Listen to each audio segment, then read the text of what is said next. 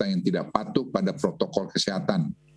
Hingga pada akhirnya harus dilakukan tindakan penutupan selama 3 hari ke depan. Kami juga masih melihat banyaknya restoran kafe yang masih belum menerapkan penggunaan aplikasi Peduli Lindungi.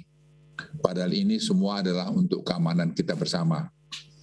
Bapak Presiden dalam rapat kabinet terbatas tadi siang menekankan bahwa COVID-19 tidak akan hilang dalam waktu yang singkat dan kita perlu menyiapkan diri untuk hidup bersama COVID-19. Karena COVID-19 ini akan berubah dari pandemik ke pandemik. 3 strategi pengendalian pandemi kita akan menjadi kunci utama dari transisi kehidupan kita ketika COVID-19 ini menjadi epidemi dari pandemi. 3 strategi tersebut adalah peningkatan coverage vaksinasi yang cepat dan seluruh masyarakat Indonesia, serta testing, tracing, treatment yang baik, dan kepatuhan prokes 3M yang tinggi. Di mana sistem Peduli Lindungi yang kita gunakan saat ini akan menjadi integrator utama dari 3 strategi tersebut, sehingga bisa meminimalkan penularan COVID-19 ketika kita membuka kembali aktivitas masyarakat secara bertahap. Oleh karena itu, pemerintah tidak bosan-bosannya mengingatkan kepada seluruh komponen masyarakat untuk mematuhi protokol kesehatan dan penggunaan aplikasi Peduli Lindungi sesuai dengan instruksi dari pemerintah. Dalam 1 minggu terakhir, kami menemukan banyak pelanggaran seperti yang muncul di media dalam beberapa hari ini. Pemerintah akan mengambil langkah persuasif dalam penegakan aturan-aturan ini sebelum mengambil langkah tegas jika upaya persuasif diabaikan. Terkait keamanan data di dalam Peduli Lindungi, pemerintah menjamin keamanan data tersebut. Dan saat ini penyimpanan data dilakukan oleh Kementerian Komunikasi Informasi dengan penanganan keamanan data dibantu oleh Badan Cyber Nasional, Badan Cyber Negara. Pemerintah akan terus mengambil langkah-langkah perbaikan agar kelancaran penggunaan Peduli Lindungi semakin baik. Pada 5 September kemarin, total masyarakat yang melakukan screening dengan penggunaan Peduli Lindungi di beberapa sektor publik seperti pusat perbelanjaan, industri, olahraga, dan lainnya telah mencapai hampir 21 juta orang. Dari total 21 juta orang yang tersebut terdapat 761.000 orang yang masuk kategori merah. Tidak diperkenankan masuk melakukan aktivitas di tempat publik oleh sistem. Dan juga terdapat 1.603 orang dengan status positif dan kontak erat untuk mencoba melakukan aktivitas publik. Kedepan pemerintah akan menindak orang yang masuk dalam kriteria hitam Peduli Lindungi yang masih berusaha melakukan aktivitas di area publik dan dengan membawa mereka ke dalam isolasi terpusat. Hal ini dilakukan untuk sama-sama menjaga dan melindungi kita semua. Karena kalau tidak, mereka akan membangun klaster baru lagi di berbagai tempat atau di keluarganya sendiri. Oleh karena itu, pemerintah juga ingin menghimbau agar masyarakat beraktivitas pada tempat-tempat yang sudah menggunakan aplikasi Peduli Lindungi, sehingga dapat mengurangi risiko tertular karena COVID-19. Teman-teman media dan seluruh masyarakat Indonesia, meskipun indikator transmisi mengalami perbaikan seperti yang saya sebutkan di atas, namun indikator respon kesehatan pada banyak wilayah kota kabupaten masih belum memenuhi target yang ingin kami capai. Fokus inilah yang menjadi prioritas pemerintah dalam beberapa minggu ke depan. Dan Presiden merintahkan kami untuk melakukan ini semua dengan cermat.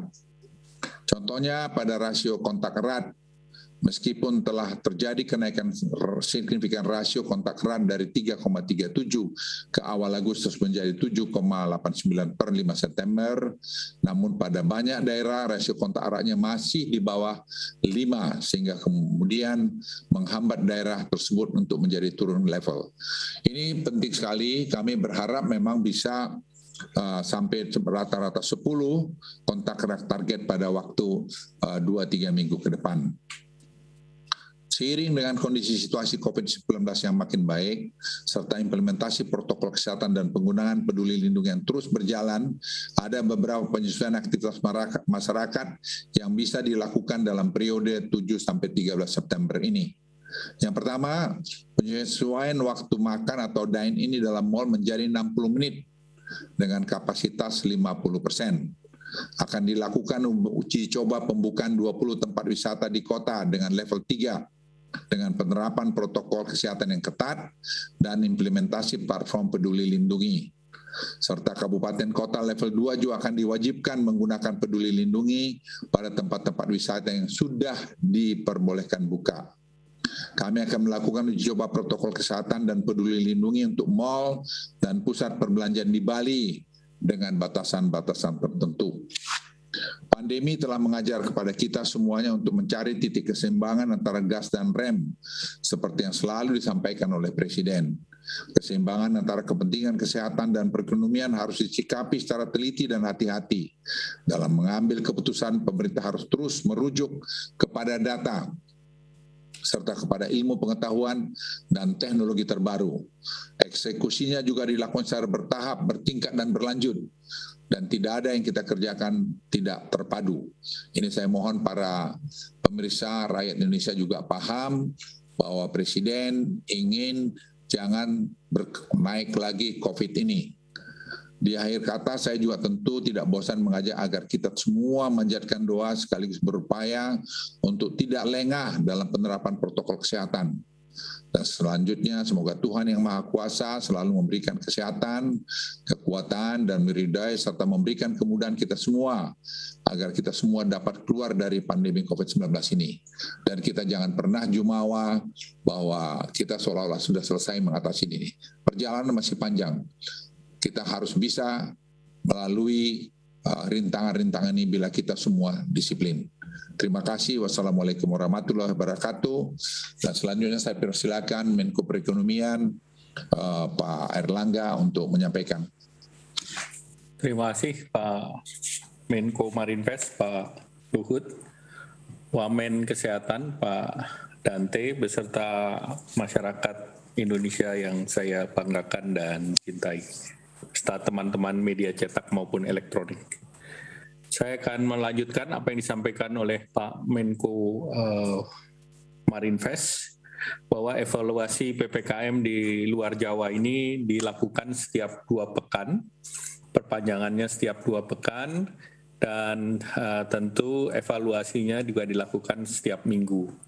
Nah, periode PPKM luar Jawa Bali terakhir adalah 24 Agustus sampai dengan 6 September, dan evaluasi dari kebijakan PPKM yang berlaku adalah sebagai berikut. Tadi arahan Bapak Presiden di dalam ratas, sekali lagi menggarisbawahi apa yang disampaikan oleh Bapak Presiden, bahwa pandemi belum berakhir, dan virus ini tidak mungkin hilang secara total, dan kita hanya bisa mengendalikan. Dan masyarakat diminta tetap waspada meski angka kasus turun, namun ini belum merata dan masih bersifat dinamis.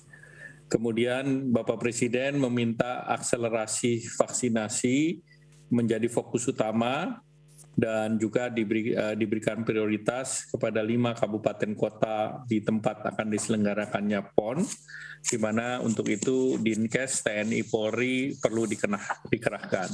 Di luar daerah yang menyelenggarakan PON, Bapak Presiden memberi perhatian kepada Aceh, Sumatera Barat, Lampung, Kalsel, Kalbar, Sulteng, NTB, Maluku Utara, dan tentunya Papua, yang angkanya masih lebih rendah daripada angka vaksinasi rata-rata nasional.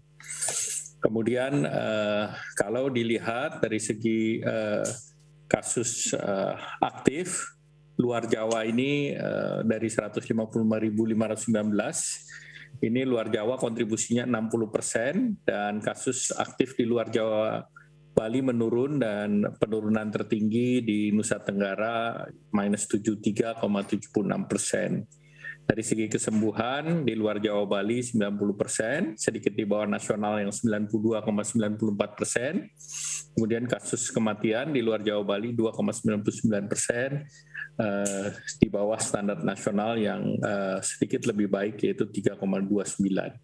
Nah, kalau kita lihat dari Sumatera, kontribusi terhadap kasusnya 14,63%, kesembuhannya 88,87%, fatality rate-nya 3,39%, Dan perkembangan kasus aktifnya antara tanggal 9 sampai dengan bulan September ini, tentu ini penurunannya adalah minus 50.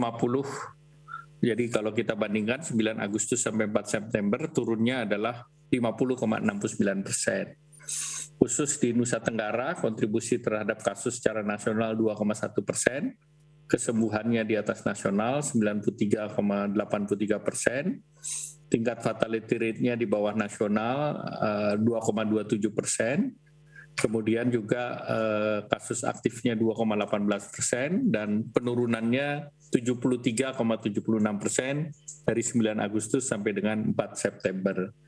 Kalau kita lihat Kalimantan, kontribusinya ada 8,08%, kemudian kesembuhannya 91,79%, fatality rate-nya sedikit di bawah nasional yaitu 3,11%, nasional 3,29%, dan perkembangan kasusnya turun 64,45%.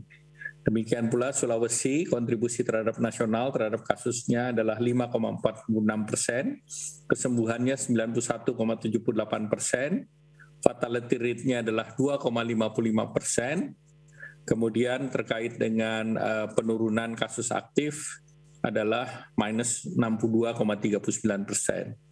Maluku Papua, prosentasi kasusnya adalah 1,97%, kesembuhannya di bawah nasional yaitu 82,04%, fatality rate-nya sedikit lebih baik yaitu 1,55%, kemudian kontribusi terhadap nasional di kasus aktifnya 8,6%, dan terjadi penurunan sebesar minus 28,77, itu dari 9 Agustus sampai 4 September. Nah, luar Jawa Bali ini dilakukan perpanjangan PPKM, yaitu pada kabupaten kota di luar Jawa Bali, yaitu PPKM level 4 diterapkan di 23 kabupaten kota, yang sebelumnya adalah di 34 kabupaten kota. Nah, perlu diketahui bahwa jumlah provinsi juga penurunan level telah terjadi. Semula masih ada 7 provinsi dan saat ini yang level 4 tinggal di 2 provinsi, yaitu di Kalimantan Timur dan Kaltara. Dari PPKM yang ditetapkan di 23 kabupaten kota, 15 kabupaten kota dari 34 level 4 ini masih di level 4. Yang sudah turun adalah 19 kabupaten kota. Namun ada tambahan 8 kabupaten kota yang dapat peningkatan dari level 3 ke level 4, sehingga total yang diterapkan level 4 adalah 23 kabupaten kota. Untuk PPKM level 3 diterapkan di 314 kabupaten kota, di mana ini naik dari sebelumnya di 303 kabupaten kota, dan PPKM level 2 ini diterapkan pada 49 kabupaten kota. Ini sama dengan yang sebelumnya. Nah, pemerintah memutuskan untuk perpanjangan 7 sampai 20 ini di Aceh di 3 kota, yaitu di Banda Aceh, Aceh Tamiang, Aceh Besar, Jambi di kota Jambi, Kalimantan Selatan di kota Banjarbaru, kota Banjarmasin, kemudian di kota Baru, Kalimantan Tengah di kota Palangkaraya, Kalimantan Timur di kota Balikpapan, Kutai Kartanegara dan Mahakam Hulu, Kalimantan Utara di kota Tarakan, Bangka Belitung di Bangka, Sulawesi Selatan di Makassar, kemudian juga Sulawesi Tengah di kota Palu dan Poso, Sumatera Barat di kota Padang, kota Medan, kota Sibolga dan Mandailing Natal, kemudian juga NTT di Kupang, Bolangondo dan Manokwari. Nah, terkait dengan kesiapan 5 kabupaten kota untuk penyelenggaraan PON, vaksinasi di Kota Jayapura, Kabupaten Jayapura, Mimika, Merauke, Kabupaten Kerom, ini lebih baik dan sedikit lebih tinggi dari rata-rata nasional.